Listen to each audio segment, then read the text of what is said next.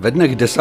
až 12. května se v Bratislavě konal tradiční mezinárodní veletrh obranné techniky IDEB 2022. Zúčastnili se ho vystavovatelé z České i Slovenské republiky a samozřejmě zahraniční firmy. Veletrh také navštívili české politické a armádní špičky v čele s ministryní obrany Janou Černochovou. Slovenský premiér Eduard Heger během slavnostního zahájení zdůraznil zřejmou ochotu západních vlád investovat více prostředků do obrany v reakci na ruskou agresi na Ukrajině. Za nejdůležitější princip pak označil spolupráci na poli obranného průmyslu.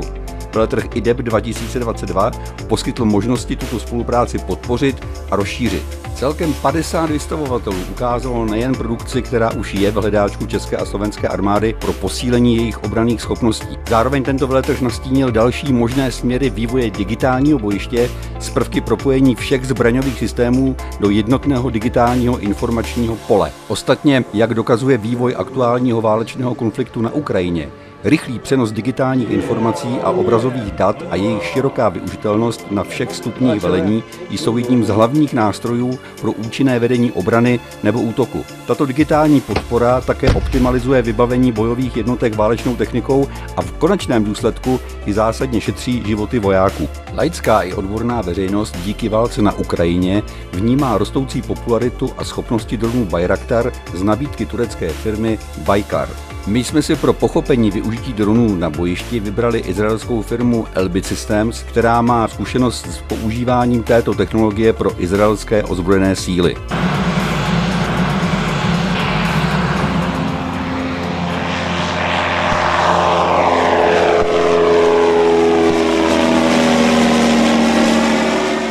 Israel has an extensive experience using drones, and we are the pioneer in the world to understand that we can use drones for real-time intelligence. Today, in the Israeli Air Force, there was a general just recently was quoted mentioning that the Israeli Air Force, which you know is a very big Air Force, very intensive work, 90% of all the flight hours of all the Air Force in Israel are done by drones. I think the key message is the role of UAV today in the modern army. And this is the question I hear all the time. If you're looking at a UAV, what it brought to the military, it brought, first of all, endurance. You can fly for a long time because if you're looking on a manned platform, the human is the limiting factor, which means a human being can fly, do a mission for 4 hours, 5 hours. After that, it becomes less efficient. The second thing, you have no danger because you don't put anyone in danger even if you're flying in a very hostile surrounding. By the way, it's important to understand that there is a reason for the weight, the maximum takeoff weight.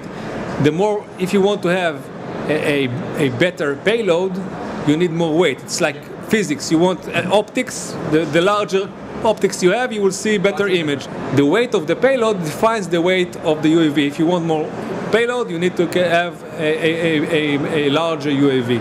And to get the better information, better SIGINT, better electro-optics, better radar, better everything.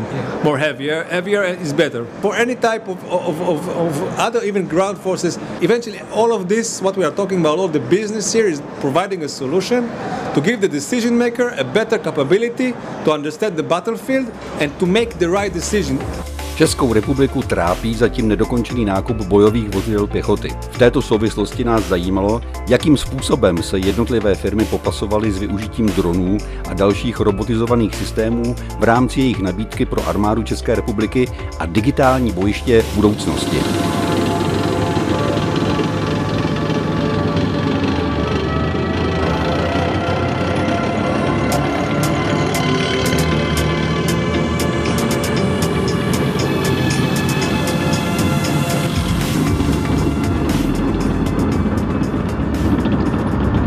And they need to be thoroughly supplied, they need to be cleverly operated, and then you will have the success on the battlefield. We actually have live integrated a drone here into the Lynx on the booth, and then we can actually operate it here. I think the guy is playing somewhere there and operates it actually. So this is the one thing. So using a small drone, let's say on the vehicle level, to get information what's happening around the vehicle, what's happening around the next corner, what's happening 100 meters to the right of you. So they're actually getting the information there. And then also getting some larger drones integrated, like for example our Hero drone over there.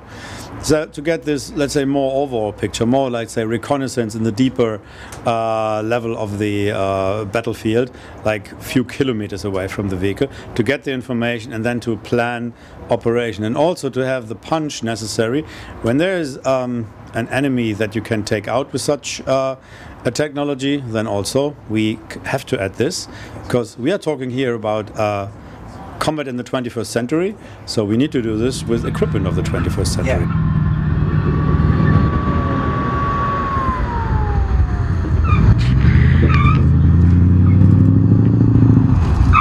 I think most customers now are aware of the importance of having an electronic architecture for the future growth, but also to add in capacity now.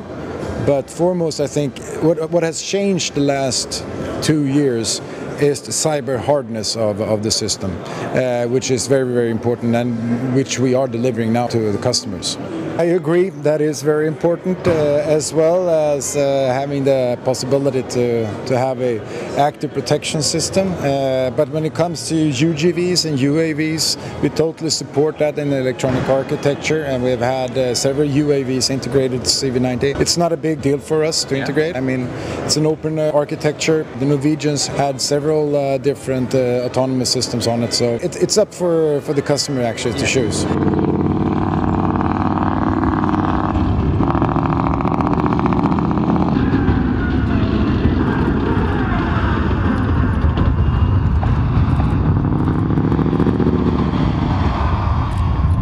So the ASCOT, with its open architecture, is fully prepared to communicate with drones and use also their advantages. For example, here we are showing a virtual mast from Alitair Technologies. So this is capable even to go up to 100 meters and to give radar sensor information to the vehicle or spread information, because this gives, let's say, the capability to the crew itself to use this additional sensor technique. It's directly connected by cable with the vehicle on standby mode. It's like a virtual mast, call it, so it can be erected up to 100 meters and stays there unique and stable, being charged from the vehicle itself. So in theory, let's say, a never-ending operation. Veletrh IDEB 2022 nastínil cestu využití digitálních systémů pro vedení moderních válečných operací. V tomto směru bude zajímavé sledovat, jakou nabídku na tomto poli přinese pařížský veletrh Eurosatory, který se bude konat v červnu a ze kterého CZ Defense přinese podrobnou obrazovou i textovou reportáž.